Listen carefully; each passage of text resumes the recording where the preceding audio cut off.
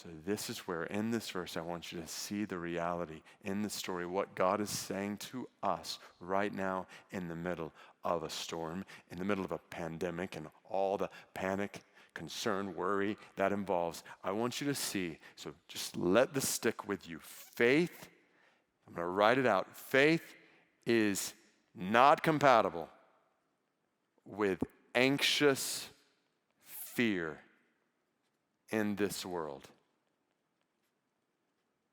Faith is incompatible with anxious fear in this world. Now, I want to clarify how I'm using the word anxious here. You go back to the message last week where we said there are many different definitions of anxiety. The one we're using based on Scripture is carrying concerns in this world like a pack on your back in such a way that we lose perspective on life and or lack trust in God. So faith is incompatible with that kind of fear, with anxious fear in this world. Or maybe another way to put it is, anxious fear in this world is a sign that faith is not operating in our hearts.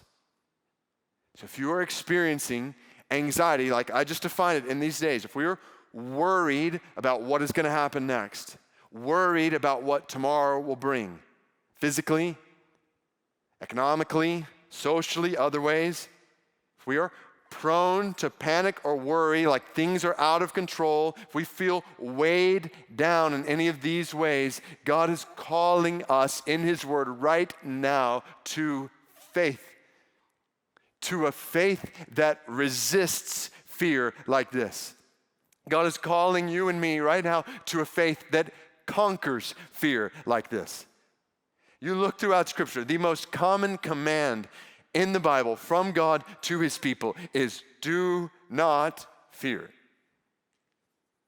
So I have a word from God for every man, woman, child in the middle of this pandemic. Do not fear. Do not fear. Do not fear. For all who have faith in God, you have no reason for anxious fear in this world. You have no reason to fear like this during these days. Now, I intentionally say fear like this, intentionally emphasize anxious fear in this world that's incompatible with faith because of what happens in the next verse. So watch this.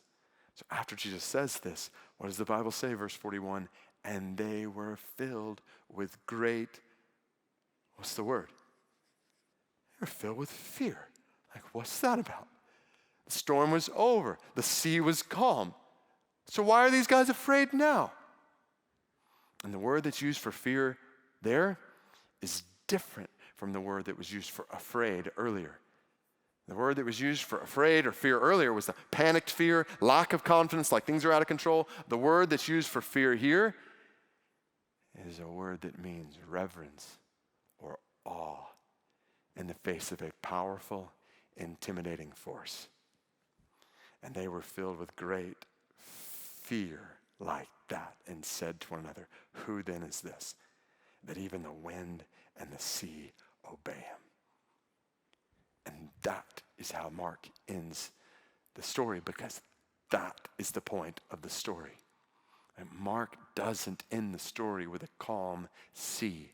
Mark ends the story with a clear realization in the disciples' minds that the one who commands the wind and the waves is standing in the boat with them, and they are in awe of him.